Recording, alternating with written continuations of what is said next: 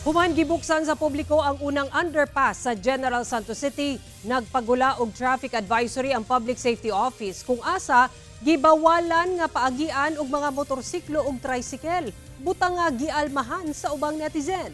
Ang detalye sa report ni Efren Mama.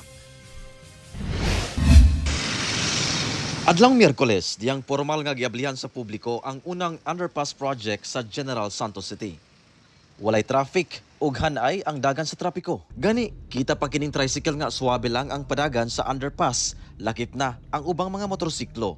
Apan, sa gipagulang Travel Advisory Road User Guide sa Public Safety Office sa Gensan, bawal na paagiun ang mga motorsiklo ug tricycle sa mismong underpass. Alang lang kuno kini sa mga kotse, sports utility vehicle, vans, buses ug trucks. Butang nga gialmahan sa ubang netizen.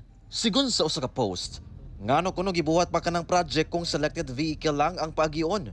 Doon na say uban nga nagkomento nga ang 4 wheels ra ba kuno ang nagabayad og tax ug dili ang mga naga-motorsiklo. Matod sa Public Safety Office, ang maong underpass gihimo isip usa ka continuous flow facility aron makunhuran ang huot nga trapiko sa syudad.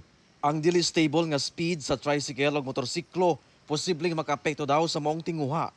Mas vulnerable sab ang maong mga sakyanan nga mawad-an og kontrol ug posibleng makaangkon og grabing injury ang motorista kung dunay road crash. Isang rason ng bakit natin binabawalan sila sa baba is, of course, nakita natin doon, mabilis ang sasakyan na dumadaan sa baba, malalaki, dadaan ang tricycle, baka biglang siraan sa baba o kaya maipit, gaya ng sa motor.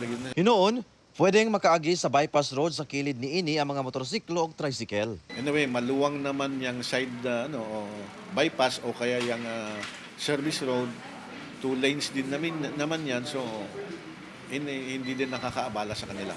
Nakatakdang magbuntarang LGU og signage kalabot niini sa lugar. Doon na sab sila ipang deploy nga traffic enforcer aron mobantay ug alang sa dugang pagpasabot. Kauban si Gary Balantayog, Bong Vicencio, Efren Mamak, 1 Mindanao.